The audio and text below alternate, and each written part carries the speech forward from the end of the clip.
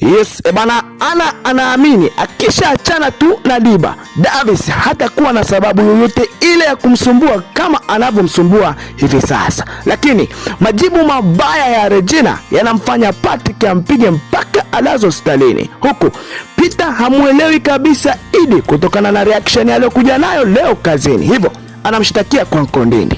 Sasa pale tulipoishia katika episode iliyopita ndipo tunapoanzia leo. Tuende nyumbani kwa Profesa Billy, huyu hapa akiwa pamoja na dadake Ana. Bwana, Ana anasema na nina imani nikisha achana tu na Diba, Davis hatakuwa tena na sababu yoyote ile ya kusumbua jinsi anavyomsumbua hivi sasa. Bwana, Billy anashangaa sana haya maneno anayoongea Ana. Ni kwamba anampenda Davis mpaka yuko tayari kabisa kuachana na mume wake. Hili ni jambo la kushangaza sana kwa upande wa Billy pamoja na wewe pia unayetazama.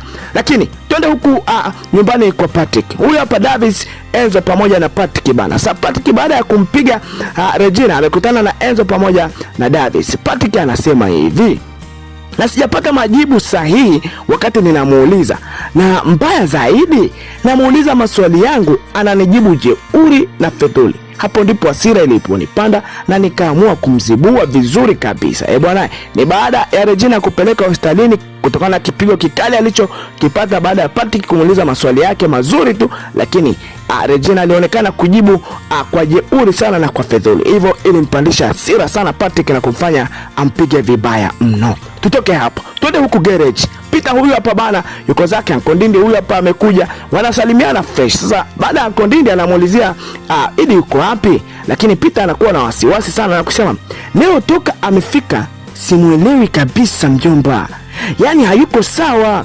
Sio Idi yule ninayemjua.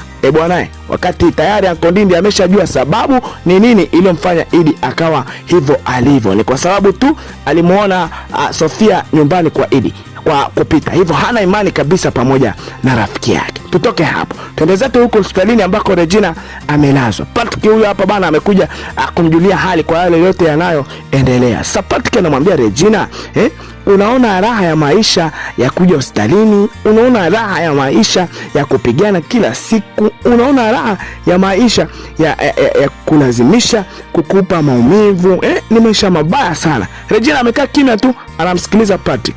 Patrick anaongea kwa uchungu na kwa feeling kali sana. Ni kwamba hataki wala hapendi hichi kinachoendelea, lakini anayemlazimisha ni Regina kwa sababu tayari ana mwanaume mwingine nje ya ndoa yake. Hilo hata sisi tunalijua, na mwanaume huyo sio mwingine bwana, ni Enzo. Anampenda kinoma noma. Hivyo Patrick ana wakati mgumu sana kumgundua ni nani ambaye anakula tunda lake.